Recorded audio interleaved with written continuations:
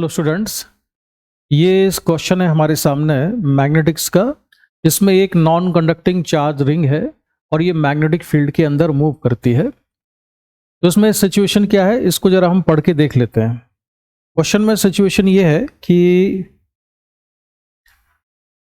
A ring of radius r made of an insulating material has mass m and carries uniform charge. इसके circumference पर charge का distribution uniform है और ये non conducting material की बनी हुई है, इंसुलेटिंग मटेरियल की बनी हुई है, इसलिए चार्ज का जो डिस्ट्रीब्यूशन है वो इस पर चेंज भी नहीं होगा। ठीक है। Initially it rest on a frictionless horizontal table top with its plane vertical. तो इनिशियली जैसा कि आप डायग्राम में देख रहे हैं, ये इसका प्लेन वर्टिकल है और ये एक टेबल टॉप के ऊपर रखी हुई है। A uniform horizontal magnetic field of induction B pointing everywhere parallel to the axis of the ring is established in the region to the right of the vertical plane AA as shown in figure। तो उसमें एक ये plane दिख रहा है आपको, ये vertical plane है AA, इसके राइट साइड में मैग्नेटिक फील्ड है और ये मैग्नेटिक फील्ड है perpendicular to the plane outward. इस सारे रीजन में यूनिफॉर्म मैग्नेटिक फील्ड है perpendicular to the plane outward, ये मैग्नेटिक फील्ड है। ठीक है, बाहर की तरफ है। The ring is pushed forward to acquire a velocity v nought without any rotation. तो ये जो रिंग आप देख रहे हो, इस रिंग को वेलोसिटी v नॉट देके मैग्नेटिक फील्ड में अंदर पुश कर दिया जाता है। और जब इसको मैग्नेटिक फील्ड में पुश करते हैं तो इस तरह से पुश करते हैं कि इसको एंगुलर वेलोसिटी बाहर से नहीं दी जाती है। ठीक है, बाहर से इसको एंगुलर वेलोसिटी नहीं दी है, केवल सेंटर ऑफ मास को वेलोसिटी v नॉट मिलती है। इस तरह से इसको मैग्नेटिक फील्ड के अंदर पुश कर दिया जाता है। फिर क्या कहते हैं, what should the charge on the ring be so that it starts rolling on the table top after completely entering the region of the magnetic field. तो इनका कहना यह है कि जब ये रिंग मैग्नेटिक फील्ड में एंटर करती है तो just at the time of entering तो उसमें एंगुलर वेलोसिटी नहीं है, लेकिन जब ये मैग्नेटिक फील्ड के अंदर एंटर करेगी तो इसमें एंगुलर वेलोसिटी आएगी। और जैसे ही ये रिंग मैग्नेटिक फील्ड में कंप्लीटली अंदर आ जाए तो पेयर रोलिंग स्टार्ट हो जानी चाहिए। अगर पेयर रोलिंग स्टार्ट हो जाती है रिंग के कंप्लीटली मैग्नेटिक फील्ड के अंदर आने पर, तो हमको बताना है कि इसको कितना चार्ज देना चाहिए कि ये सिचुएशन आ जाए, कितना चार्ज रिंग के सरकमफेरेंस पर होना चाहिए जिससे कि ये पूरी तरह से मैग्नेटिक फील्ड में एंटर करे और ये पेयर रोलिंग करना स्टार्ट कर दे।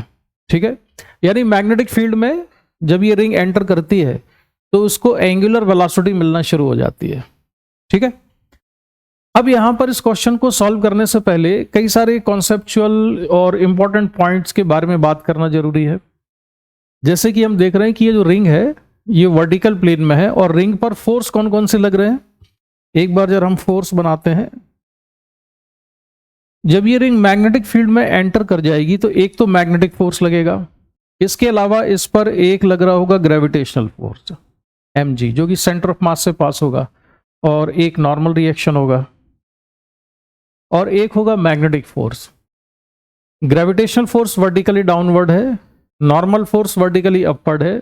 रिंग की जो वेलोसिटी है ये वेलोसिटी है राइट साइड में, हॉरिजॉन्टल वेलोसिटी है, यानी कि नॉर्मल रिएक्शन और मैग्नेटिक फील्ड दोनों ही वेलोसिटी के परपेंडिकुलर हैं। इसलिए work done by magnetic field work done by gravitational force zero है, work done by normal reaction zero है। ठीक है, इन दोनों फोर्सेस का वर्क डन तो जीरो है। लेकिन एक चीज और हम जानते हैं कि मैग्नेटिक फील्ड भी कभी वर्क नहीं करता है। Work done by magnetic field हमेशा जीरो ही होता है। Work done by magnetic field हमेशा जीरो होता है। मैग्नेटिक फील्ड ना तो किसी चार्ज पार्टिकल पे वर्क करता है ना किसी मैग्नेट पे वर्क करता है। कई बार ऐसी सिचुएशन होती है कि उसमें देख के हमको ऐसा लगने लगता है कि मैग्नेटिक फील्ड ने वर्क किया है, but actually work done by magnetic field zero होता है। उस पर फिर कभी बात करेंगे हम। अभी आपको ये याद रख के चलना है कि work done by magnetic field is always zero. तो इस रिंग पर लगने वाले जो तीन फोर्सेस हैं, एक नॉर्मल रिएक्शन, एक ग्रेविटेशनल फोर्स और मैग्नेटिक फोर्स, इन सभी का वर्क डन जीरो है। अब हम वर्क एनर्जी थ्योरम पर अगर आए तो वर्क एनर्जी थ्योरम के अकॉर्डिंग अगर किसी सिस्टम पर, किसी पार्टिकल पर work done bye all the forces zero है तो उसकी काइनेटिक एनर्जी कैसी होगी, कांस्टेंट रहेगी। काइनेटिक एनर्जी में चेंज नहीं हो सकता है। तो जब से इस रिंग को हमने पुश किया था तो इसके सेंटर ऑफ मास की जो वेलोसिटी थी वो थी v नॉट। ये क्वेश्चन में गिवन है, सेंटर ऑफ मास की वेलोसिटी कितनी है इसकी, v नॉट के बराबर है। अब जब ये रिंग आगे बढ़ेगी और मैग्नेटिक फील्ड में एंटर करेगी, मैग्नेटिक फील्ड कहाँ से स्टार्ट होता है, मैग्नेटिक फील्ड स्टार्ट होता है ये प्लेन ए से। तो मैग्नेटिक फील्ड स्टार्ट हुआ और जैसे ये मैग्नेटिक फील्ड में जब एंटर करेगी तो इसको एंगुलर वेलोसिटी मिलना शुरू हो जाएगी, ठीक है। यानी जब रिंग को मैं थोड़ा अंदर बना देता हूँ, प्लेन मैग्नेटिक फील्ड में कुछ एंटर कर गई है, तो ये रिंग मैग्नेटिक फील्ड में थोड़ा एंटर कर गई है तब इसके जो सेंटर ऑफ मास की वेलोसिटी है, ये बना दिया मैंने वर्टिकल प्लेन ए। तो इसका कुछ हिस्सा जो ये वाला सेक्शन आप देख रहे हो जो कि राइट साइड में है A K, that part of the ring is inside the magnetic field, और मैग्नेटिक फील्ड है perpendicular to the plane outward. तो ये रिंग मैग्नेटिक फील्ड में एंटर कर गई है और मैग्नेटिक फील्ड की वजह से इस पर फोर्स लगना शुरू हो गया है। अब इस हमसे क्वेश्चन में कहा गया है कि मैग्नेटिक फील्ड में जब ये एंटर करे और जब पूरी तरह से एंटर कर जाए, यानी कि ये रिंग का जो ये वाला एंड है, ये वाला पोर्शन भी ए के राइट साइड पहुंच जाए, तब प्योर रोलिंग स्टार्ट हो जाना चाहिए, यानी इसमें एंगुलर वेलोसिटी आ जानी चाहिए। तो अभी कुछ एंगुलर वेलोसिटी इसमें है, मान लेते हैं वो एंगुलर वेलोसिटी है ओमेगा। तो अगर एंगुलर वेलोसिटी ओमेगा इसके पास आ गई है, इसका मतलब है कि इसमें रोटेशनल काइनेटिक एनर्जी आ गई है। पहले रोटेशनल काइनेटिक एनर्जी नहीं थी, लेकिन अब इसमें रोटेशनल काइनेटिक एनर्जी है। तो रोटेशनल काइनेटिक एनर्जी है, और जो पहले ट्रांसलेशनल काइनेटिक एनर्जी थी half m v not square, अगर वो ट्रांसलेशनल काइनेटिक एनर्जी अब भी उतनी ही है, तब तो काइनेटिक एनर्जी इंक्रीज हो जाएगी। एक ट्रांसलेशनल पहले से थी, रोटेशनल और आ गई, लेकिन हमने ये कहा है कि सारे फोर्सेस का वर्क जीरो है, इसलिए टोटल काइनेटिक एनर्जी इसकी कांस्टेंट रहना चाहिए। इसका मतलब ये हुआ कि सेंटर ऑफ मास की जो वेलोसिटी है रिंग की वो डिक्रीज होगी। तो यहाँ पर वेलोसिटी v नॉट थी, यहाँ पर वेलोसिटी हो जाएगी कुछ v के बराबर, और ये जो वेलोसिटी v है ये होना चाहिए लेस देन v नॉट। एक तो हमको ये चीज याद रखना है। दूसरा ये कि टोटल काइनेटिक एनर्जी हमेशा इसकी कांस्टेंट रहेगी, तो इनिशियल काइनेटिक एनर्जी में लिखूं half m v nought square equal to half m v square. ये इनिशियल काइनेटिक एनर्जी है, राइट साइड में लिख रहा हूं मैं फाइनल काइनेटिक एनर्जी। तो ये है translational kinetic energy plus rotational kinetic energy half I omega square. अभी प्योर रोलिंग स्टार्ट नहीं हुई है, मैंने किसी आर्बिट्ररी इंस्टेंट पर लिखा हुआ है, तो इसको हम लिख सकते हैं half m v not square equal to half m v square plus half I, ये रिंग है, इसका मोमेंट ऑफ इनर्शिया हो जाएगा m r square into omega square. तो यहां से एक इक्वेशन हमको मिल जाएगी, हाफ एम अगर हम कैंसिल कर दें तो v not square equal to we square plus omega square are square. This is equation number 1। तो ये इक्वेशन हमेशा सेटिस्फाई रही होगी इसमें, ठीक है। तो ये थे इक्वेशन नंबर 1। इसके अलावा जब प्योर रोलिंग स्टार्ट हो जाती है, when finally pure rolling starts, तो जब प्योर रोलिंग स्टार्ट होगी तो v equal to omega r हो जाएगा, यानी सेंटर ऑफ मास की वेलोसिटी और ओमेगा में क्या रिलेशन होगा, v equal to omega r, ठीक है। मैं जरा अपनी पोजीशन शिफ्ट कर लूं, तो v equal to omega r, ये कंडीशन सेटिस्फाई होगी। तो जो इक्वेशन नंबर 1 हमने यहाँ लिखी थी, इस इक्वेशन नंबर 1 से क्या लिख सकते हैं हम यहाँ लिख सकते हैं v nought square equals to we square plus omega को कितना लिखा जा सकता है, v बाई आर, तो v square by r square into r square. तो आर स्क्वायर से आर स्क्वायर कैंसिल हो जाएगा और v नॉट स्क्वायर हो जाएगा 2v स्क्वायर के बराबर। तो v इक्वल टू कितना आएगा, v इक्वल टू हो जाएगा v नॉट बाई रूट 2। इसको लिखा मैंने इक्वेशन नंबर 2। तो जब प्योर रोलिंग स्टार्ट होगी, जब प्योर रोलिंग स्टार्ट हो जाती है, तो प्योर रोलिंग स्टार्ट होने पर जो सेंटर ऑफ मास की वेलोसिटी होगी, उस सेंटर ऑफ मास की वेलोसिटी की वैल्यू अगर हम इनिशियल सेंटर ऑफ मास की वेलोसिटी के टर्म्स में लिखें तो वो हो जाएगा v0/√2 के बराबर। और साथ ही साथ अगर हम चाहें तो इस समय एंगुलर वेलोसिटी क्या है वो भी लिख सकते हैं। जब प्योर रोलिंग स्टार्ट होगी तब एंगुलर वेलोसिटी क्या होगी, वो एंगुलर वेलोसिटी भी लिखी जा सकती है। तो मैं यहाँ एंगुलर वेलोसिटी को भी लिख सकता हूँ ओमेगा इक्वल टू v/r। तो v कितना है, v0/√2 है, तो v0/√2r। ये इक्वेशन नंबर 3।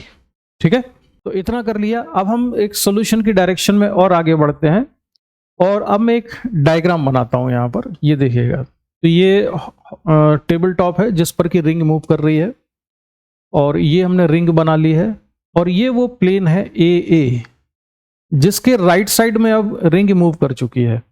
यानी कि हमने ये मान लिया है कि किसी आर्बिट्रेरी इंस्टेंट पर ये जो ए था उसको मैं लिख लेता हूं, ए प्लेन जो था, इस ए प्लेन के राइट साइड में ये रिंग मूव कर चुकी है। कितना डिस्टेंस मूव कर चुकी है ये, सपोज ये डिस्टेंस है x, कितना पोर्शन इसने एंटर कर लिया है x, और रिंग का कितना हिस्सा मैग्नेटिक फील्ड में एक्सपोज्ड है। मैग्नेटिक फील्ड तो राइट साइड में है ए के, और वो मैग्नेटिक फील्ड है B perpendicular to the plane outwards. इस पूरे रीजन में मैग्नेटिक फील्ड आउटवर्ड्स है। बहुत सारे डॉट में बना नहीं रहा हूं, अदरवाइज डायग्राम थोड़ा कंजस्टेड हो जाएगा। अब ये रिंग का सेंटर है, और रिंग के सेंटर से मैंने इस पॉइंट को ज्वाइन किया। रिंग के सेंटर को मैंने लिख लिया है C से, और ये जो लाइन है ये एंगल बनाती है यहां पर थीटा। ठीक है, और ये लाइन यहां पर बनाती है एंगल थीटा। यानी कि अब हम यहां पर ये शो कर सकते हैं कि रिंग का वो सेक्शन जो कि मैग्नेटिक फील्ड के अंदर है, वो सेंटर पर कितना एंगल सबटेंड करता है, 2 थीटा के बराबर एंगल सबटेंड कर रहा है। ये वाला पोर्शन थीटा एंगल सबटेंड करता है, और जो नीचे वाला सेक्शन है ये भी थीटा एंगल सबटेंड कर रहा है। ये वाला पोर्शन थीटा एंगल सबटेंड करता है, और थीटा एंगल सबटेंड करता है ऊपर। तो टोटल एंगल 2 थीटा सबटेंड कर रहा है वो पोर्शन जो कि इनसाइड द मैग्नेटिक फील्ड है। ठीक है अच्छा, अब हम देखते हैं कि मैग्नेटिक फील्ड की वजह से इस सेक्शन पर, इस वाले पोर्शन पर फोर्स कौन कौन से लग रहे हैं। तो मैंने एक छोटा सा एलिमेंट कंसिडर किया यहां से। ये एक एलिमेंट लेता हूं जिस पर चार्ज है dq के बराबर, और ये एंगल है फाई, और ये एलिमेंट कितना एंगल सबटेंड करता है यहां पर d फाई के बराबर। ये एंगल फाई, और इसने जो एंगल सबटेंड किया यहां पर d फाई। इस छोटे से एलिमेंट पर चार्ज कितना है dq। हम चार्ज dq की वैल्यू ऐसे लिख सकते हैं, चार्ज पर यूनिट लेंथ हम यहां पर लिखते हैं, तो ये आएगा q अपॉन 2πr। हमने मान लिया रिंग की रेडियस कितनी है, r है, तो q अपॉन 2πr ये चार्ज पर यूनिट लेंथ। और ये जो एलिमेंट है इसकी लेंथ कितनी होगी, r d फाई के बराबर। तो r d फाई ये वैल्यू किसकी है, चार्ज dq की। तो चार्ज dq कितना हो गया, q d फाई अपॉन 2π के बराबर। This is the charge dq। ठीक है अच्छा, अब ये जो एलिमेंट है, इस एलिमेंट के पर जो फोर्स लगेगा वो 2 वेलोसिटीज के कंट्रीब्यूशन से लगेगा। हमने मान लिया कि इस समय तक रिंग जब एंटर की है तो इसकी एंगुलर वेलोसिटी हो गई है ओमेगा, और इस समय सेंटर ऑफ मास की वेलोसिटी कितनी है, v है। तो सेंटर ऑफ मास की जो वेलोसिटी v है वो है इस डायरेक्शन में, ये v, और उसकी वजह से ओमेगा की वजह से एक वेलोसिटी इसके पास आएगी ओमेगा r। ठीक है, जिसको हम जनरली टेंजेंशियल वेलोसिटी भी कह सकते हैं। तो ये सेंटर ऑफ मास की वेलोसिटी है, और सेंटर ऑफ मास पर अगर कोई ऑब्जर्वर है तो उसको dq की वेलोसिटी नजर आएगी ओमेगा r। अब जो v है, इस v की वजह से जो फोर्स लगेगा इस पर, qv क्रॉस b से आप फोर्स निकालेंगे, तो इस फोर्स को मैं लिख लेता हूं dF1, और इस dF1 की वैल्यू होगी चार्ज dq, वेलोसिटी v, और magnetic field b। Magnetic field और वेलोसिटी कैसे हैं, परपेंडिकुलर हैं। तो जब हम क्रॉस प्रोडक्ट ओपन करेंगे qv क्रॉस b का, तो एंगल कितना होगा, 90 डिग्री होगा। तो सिंपल dqvb बचेगा, ये आप देख सकते हो यहां पर। ठीक है, दूसरा फोर्स ओमेगा r की वजह से लगेगा। तो ये भी आप क्रॉस प्रोडक्ट से चेक कर सकते हो कि इस ओमेगा r की वजह से जो फोर्स लग रहा है, इस फोर्स की डायरेक्शन आएगी, इस फोर्स की डायरेक्शन आएगी यहां पर। इसको मैंने नाम दिया dF2। तो dF2 जो फोर्स है ये फोर्स होगा dq omega r into B के बराबर। ये दो फोर्सेस लग रहे हैं। अब थोड़ा सा डिस्कशन और हो जाए इस पर। देखो, जब ये रिंग इसमें एंटर कर ली है मैग्नेटिक फील्ड में, तो एंगुलर वेलोसिटी बढ़ रही है। एंगुलर वेलोसिटी किसके एक्सपेंस पे इंक्रीज हो रही है? वो उसकी ट्रांसलेशनल वेलोसिटी के एक्सपेंस पे। यानी ट्रांसलेशनल वेलोसिटी इसकी कम हो रही है और एंगुलर वेलोसिटी इंक्रीज हो रही है। एंगुलर वेलोसिटी को इंक्रीज करने के लिए टॉर्क चाहिए, तो उसको टॉर्क कौन देगा? अगर मैं सेंटर ऑफ मास के अबाउट टॉर्क लूं, तो जो ये वाला फोर्स लग रहा है, इस फोर्स का तो टॉर्क 0 आएगा, ठीक है। लेकिन जो ये फोर्स लग रहा है dQVB, इस फोर्स के मैं कंपोनेंट करता हूं, तो इसका एक कंपोनेंट तो हो जाएगा यहाँ जो कि सेंटर से पास होगा, और एक कंपोनेंट हो जाएगा जो कि ओमेगा आर की डायरेक्शन में होगा। इसको मैं लिख देता हूं यहां पर dF1 cos फाई। ये एंगल कितना होगा? फाई होगा। ये एंगल फाई था, तो ये 90 माइनस फाई आएगा यहाँ पर। तो ये जो एंगल बनेगा यहाँ पर, ये छोटा सा एंगल, ये कितना है? डी फाई, ये सॉरी फाई है। तो जो कंपोनेंट आएगा dF1 cos फाई और dF1 sin फाई, ये सेंटर ऑफ मास से ही पास होगा। तो इसका जो dF1 sin फाई कंपोनेंट है, उसकी वजह से भी टॉर्क नहीं मिलेगा। तो टॉर्क देने वाला कौन सा फोर्स है? केवल ये वाला dF1 cos फाई। तो एंगुलर वेलोसिटी इंक्रीज करने में जिस कंपोनेंट से टॉर्क मिल रहा है, जिसका कंट्रीब्यूशन है, वो कौन सा किसका कंट्रीब्यूशन है? इसका dF1 cos फाई का, ठीक है। अब अगर हमको ये रीजन ढूंढना हो कि इसकी जो ट्रांसलेशनल वेलोसिटी है, वो ट्रांसलेशनल वेलोसिटी किस वजह से कम हो रही है, तो देखो, जो ये वाला फोर्स लग रहा है dF1, ये तो वेलोसिटी की परपेंडिकुलर डायरेक्शन में है, ये तो कम करेगा नहीं ना। mg ट्रांसलेशनल वेलोसिटी कम कर सकता है, ना ही नॉर्मल रिएक्शन, क्योंकि वो भी इसकी सेंटर ऑफ मास की वेलोसिटी की परपेंडिकुलर है। तो अब हमें इसके कंपोनेंट करने होंगे। तो जो ये वाला कंपोनेंट, ये वाला फोर्स है dF2, इस dF2 का जो लेफ्ट साइड में एक कंपोनेंट आएगा, हॉरिजॉन्टल डायरेक्शन में लेफ्ट साइड में, ये इसके सेंटर ऑफ मास की वेलोसिटी को कम करेगा।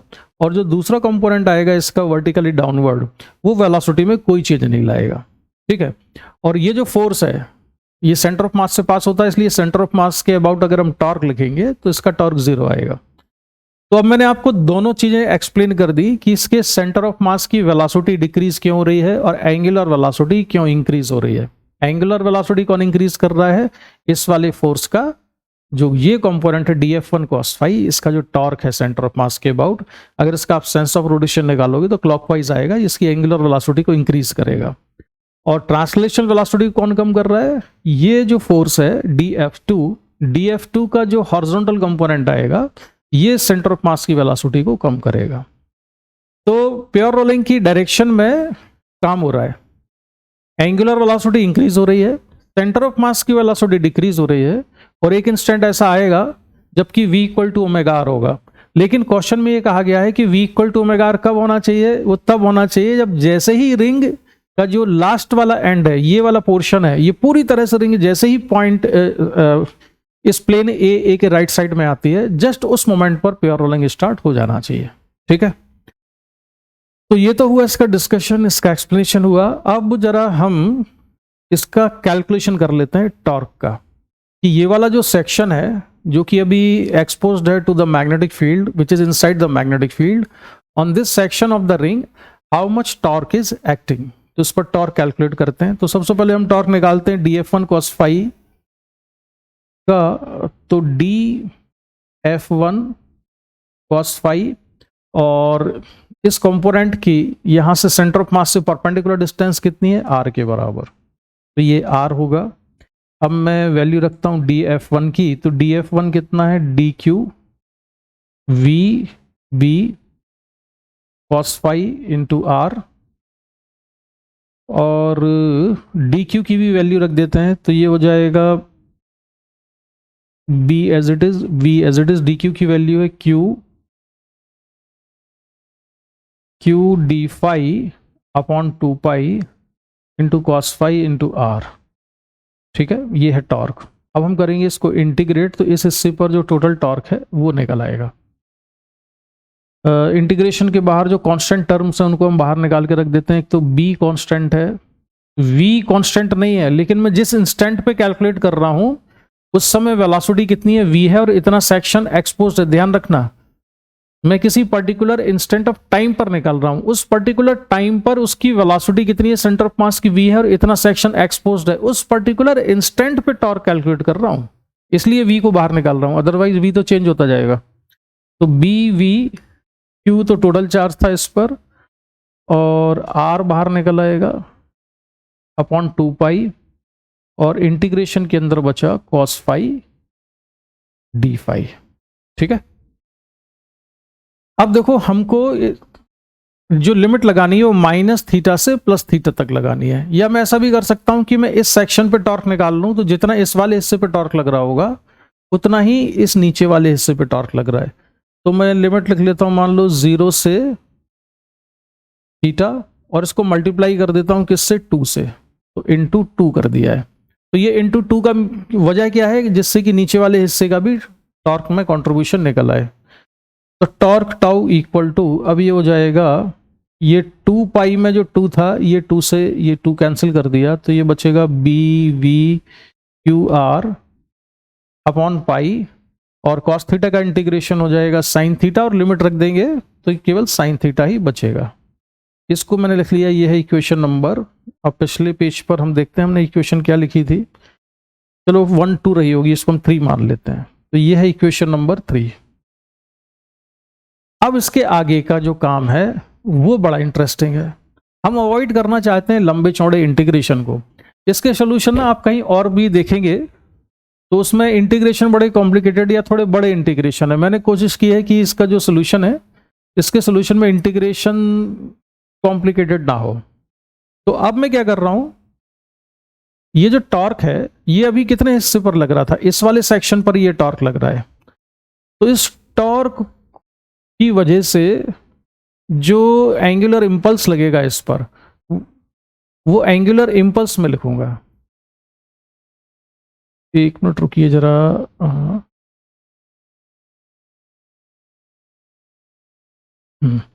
इस टॉर्क की वजह से ये जो टॉर्क आया है, ये टॉर्क कांस्टेंट नहीं है, ये टॉर्क भी वेरिएबल है। इसमें वेलोसिटी वेरी कर रही है और थीटा भी वेरी कर रहा है, दोनों चीजें बदल रही हैं। तो मैंने लिखा कि सपोज रिंग को जो है टोटल टाइम कितना लगा है अंदर जाने में, t टाइम लगा है। तो इस टॉर्क का जो इंपल्स है, angular impulse, torque dt equal to, ये किसके बराबर हो जाएगा, आई ओमेगा के बराबर। आई कितना, mr स्क्वायर, और ओमेगा कितना, ये हमने कहां से कहां तक लिया, टॉर्क रिंग ने जब एंटर किया था, जस्ट जब रिंग ने एंटर किया मैग्नेटिक फील्ड में, तब से लेके और जब तक पूरी रिंग अंदर नहीं चली जाती है तब तक का ये इंटीग्रल लिया है, उस पूरे टाइम पर ये इंटीग्रल है। तो integration tau dt equal to I omega, और फाइनल ओमेगा में अभी निकाल चुका हूं। फाइनल ओमेगा कितना था, फाइनल ओमेगा आया था v नॉट बाई √2r के बराबर। अब हम इसमें टॉर्क जो हमने कैलकुलेट किया है इसकी वैल्यू रख देते हैं। कांस्टेंट टर्म को हम बाहर लिख लेंगे, तो b मैंने बाहर लिख लिया, q बाहर लिख लिया, r को बाहर लिख लिया, पाई को बाहर लिख लिया, और साइन थीटा इसमें बचा हुआ है। ठीक है, साथ में dt बचा रहेगा। राइट साइड में क्या है, एक r कैंसिल हो जाएगा, तो ये बचेगा mr v नॉट अपॉन √2। इसको लिखा मैंने इक्वेशन नंबर 4। ठीक है, तो ये मैंने क्या लिखा हुआ है यहां, मैं फिर इसको जरा हाईलाइट कर दूं, इंक का कलर चेंज कर देता हूं। ये मैंने लिखा है एंगुलर इंपल्स, यहां पर ये एंगुलर इंपल्स लिखा हुआ है रिंग पर। ठीक है, अब सवाल यह है कि यहां पर थीटा और टी ये दोनों ही कैसे हैं, वेरिएबल हैं। अच्छा, वेलोसिटी भी थी इसमें, वेलोसिटी रह गई है, तो इसके अंदर बचेगा v sine theta, v sine theta and dt। तो इंटीग्रेशन के अंदर v बच गया, साइन थीटा और dt। v भी वेरिएबल है, टाइम तो वेरी करते ही है, और थीटा भी वेरी कर रहा है, ये सारी चीजें वेरी कर रही हैं। और राइट साइड में जो है ये सारी चीजें कैसी, कांस्टेंट है। अब हमारी समस्या ये है कि हमको ये हटाना है। यानी कि ये इतने सारे वेरिएबल हैं, तो जरा हमको कुछ ऐसा करना है कि ये एक सिंगल वेरिएबल बचे यहाँ पर। उसके लिए क्या करते हैं, अब आप ये स्टेप्स देखना। ये चीज देखो, रिंग का कितना सेक्शन अभी हमने मान लिया है कि मैग्नेटिक फील्ड के अंदर आ चुका है, ये अंदर आ चुका है सेक्शन एक्स, ठीक है। और ये एंगल कितना है यहाँ पर, ये वाला एंगल आप देख रहे हो थीटा है। तो ये जो डिस्टेंस आएगी, ये डिस्टेंस ये कितनी है, ये आर कॉस थीटा के बराबर है, क्योंकि ये लेंथ कितनी है, आर है। ये अगर आर है तो ये लेंथ कितनी हो जाएगी, आर कॉस थीटा। मैं यहाँ ऐसे दिखा देता हूं आपको, ये डिस्टेंस है आर कॉस थीटा, ठीक है। और यहां से लेके यहां तक ये टोटल लेंथ कितनी है, आर है। इसको भी हम दिखा देते हैं। सेंटर से लेके यहां तक की जो टोटल डिस्टेंस है, आर है। और ये कितना डिस्टेंस लिया हुआ है हमने, एक्स के बराबर। तो रिलेशन क्या आया, एक्स इक्वल टू आया R minus R cos theta, ठीक है। तो यहां पर हम कैलकुलेशन कर रहे हैं, X equal to R minus R cos theta, ठीक है। ये जो रिलेशन है, ये समझ में आ गया होगा कि ये जो डिस्टेंस है, ये भी रेडियस है, ये एंगल कितना था, थीटा था। तो ये जो डिस्टेंस है यहां से ए प्लेन की, ये आर कॉस थीटा के बराबर है। और सेंटर से लेके यहां तक की जो डिस्टेंस थी टोटल, ये किसके बराबर थी, ये आर के बराबर थी। तो ये मैंने यहां बना दिया है, और ये है एक्स। तो रिलेशन आ जाएगा X equal to R minus R cos theta. अब इसको करेंगे हम differentiate with respect to time. तो टाइम के रिलेटिव अगर हम इसको डिफरेंशिएट करें तो मिलेगा dx by D T, dx by D T equal to R का डिफरेंशिएशन 0 होगा, माइनस ये आर और कॉस थीटा का differentiation minus sine theta into D theta by D T. dx by D T क्या बनेगा, dx बाई डी टी है velocity of centre of mass. तो इसको लिखा मैंने v equal to R sine theta D theta by D T, और इस D T को पहुंचा देते हैं हम यहां पर लेफ्ट साइड में। तो ये बचेगा v डी टी, ये हो गया v डी टी के बराबर, ठीक है। तो यहां पर इस इंटीग्रेशन में जो v डी टी है, इस v डी टी को कितना लिखा जा सकता है, r sine theta D theta, right. इसको चलो मैं इक्वेशन का नाम दे देता हूं, ये है इक्वेशन नंबर 5। तो इक्वेशन नंबर 4 ये है और इक्वेशन नंबर 5 ये है। इक्वेशन नंबर 5 से v डी टी की वैल्यू निकाल के मैं इसमें रखूंगा। यहां पे ऑलरेडी साइन थीटा है ही, तो v डी टी किसके बराबर है, r sine theta D theta. तो ये हो जाएगा r sine square theta D theta. तो B Q R upon pi ये एज इट इज रहा, और v sine v D T को हमने लिखा r sine theta D T, तो ये बन जाएगा r sine square theta D T equal to M R V naught upon under root 2, ठीक है। अब काफी काम हल्का हो गया। इंटीग्रेशन के अंदर अब क्या है, dt नहीं, सॉरी, ये v dt की तो हमने रिप्लेस कर दिया था sign square theta D theta. अब इंटीग्रेशन के अंदर केवल एक वेरिएबल बचा है, ये थीटा है, ठीक है। अब थीटा कहां से कहां तक चेंज होता है, तो ये रिंग जब इसमें एंटर करने वाली थी, तो ये वाली जो लाइन है, ये कितना एंगल बनाती थी, यहां पर ये थीटा की वैल्यू 0 थी। और जैसे जैसे रिंग अंदर जा रही है, थीटा बढ़ते जा रहा है, और जैसे ही कंप्लीट रिंग अंदर पहुंचेगी, थीटा की वैल्यू कितनी हो जाएगी, 0 से बढ़ के पाई हो जाएगी। और यहां इस वाले हिस्से का पूरा टॉर्क कैलकुलेट हो जाएगा। लेकिन नीचे वाले हिस्से का भी टॉर्क लग रहा होगा, तो उसके लिए हमें परेशान होने की जरूरत नहीं, क्योंकि हमने लिमिट जब 0 से थीटा ली थी तो 2 से मल्टीप्लाई कर लिया था, तो डबल हमने ऑलरेडी किया हुआ था उसको। तो अब मैं यहां पर लिमिट रखता हूं 0 से पाई, और एक आर भी कैंसिल हो रहा है, तो इस आर को इस आर से हमने कैंसिल कर दिया। तो ये बचता है integration 0 to pi sine square theta D theta equals to M B naught upon under root 2, और इधर क्या बचा, यहां बचा b into Q upon pi के बराबर, ठीक है। ये इतना बचा है। अब देखिए यहाँ पर इसका इंटीग्रेशन, ये आप थोड़ी मेहनत करना। साइन स्क्वायर थीटा को कितना लिखा जा सकता है, 1 माइनस कॉस 2 थीटा अपॉन 2, और फिर उसको इंटीग्रेट करना 0 से 2 पाई, मैंने लिख दिया 0 से पाई था, ये 0 से पाई उसकी लिमिट है। और जब आप ये लिमिट लगाओगे तो सॉल्व करने पर इस इंटीग्रल की वैल्यू आएगी पाई बाई 2 के बराबर। तो B Q upon pi into इस, क्योंकि स्पेस थोड़ा कम है और मैं नेक्स्ट पेज पे जाना नहीं चाह रहा हूँ, इसलिए मैं इसका कैलकुलेशन आपके ऊपर छोड़ रहा हूँ कि साइन स्क्वायर थीटा का इंटीग्रेशन तो आप कर ही लोगे। जिस लेवल का ये क्वेश्चन है उस लेवल को समझने वाले जो स्टूडेंट्स इस वीडियो को देख रहे होंगे, ओबियसली वो एडवांस के लिए प्रिपरेशन कर रहे होंगे, तो साइन स्क्वायर थीटा का तो इंटीग्रेशन आप कर ही लोगे। तो बी क्यू अपॉन पाई और साइन स्क्वायर थीटा का इंटीग्रेशन आ जाएगा 0 से पाई में पाई बाई 2। तो pi by 2 equal to M B naught upon under root 2 लिखा हमने। पाई से पाई कैंसिल हो जाएगा और ये अंडर रूट 2 से इसको कैंसिल करेंगे तो यहाँ पर अंडर रूट 2 आ जाएगा और ये 2 कैंसिल हो जाएगा। इसको सिंप्लीफाई करें तो Q की वैल्यू आती है Q equal to under root 2 M B naught upon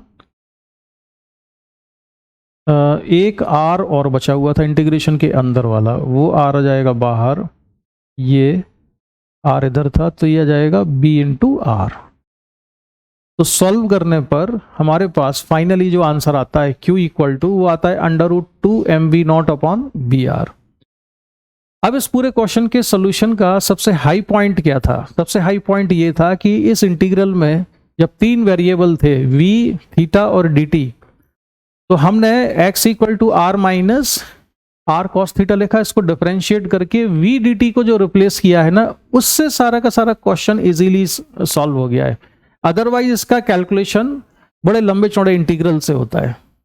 ठीक है, हम इसमें क्या कर सकते थे, फिर हम इस v की वैल्यू ओमेगा की टर्म्स में लिखते, या जो इक्वेशन सबसे पहले हमने निकाली हुई थी जिसमें कि V square V not square equal to we square plus omega square are square था, वहां से कोई वैल्यू निकाल के यहाँ सब्स्टिट्यूट करते और इंटीग्रेशन बहुत ही लंबा हो जाता उसमें। तो मुझे लगता है कि ये एक्सप्लेन करने में मैंने काफी टाइम लिया है, लेकिन अगर आप इसको समझ गए हो तो जो कैलकुलेशन वाला पार्ट है वो इस सब्स्टिट्यूशन की वजह से काफी सिंपल हो गया है और जल्दी हो गया है। तो इसी के साथ स्टूडेंट्स मैं इसका डिस्कशन यहीं पर कंप्लीट करता हूँ। ये एक बेहतरीन सवाल था, इसमें कई सारे कॉन्सेप्ट आपके क्लियर हुए। एक तो उसमें ये भी कॉन्सेप्ट का इन्वॉल्वमेंट था कि work done by magnetic field हमेशा 0 होता है। ठीक है, तो इसका डिस्कशन मैं यहीं पर कंप्लीट करता हूँ। इसके अलावा कोई और पॉइंट जो कि आपके दिमाग में आ रहा हो या जो क्लैरिफाई नहीं हुआ हो, तो उसके लिए आप मुझे मैसेज कर सकते हो, मेरा नंबर डिस्क्रिप्शन में होता है। Thanks for watching, bye bye.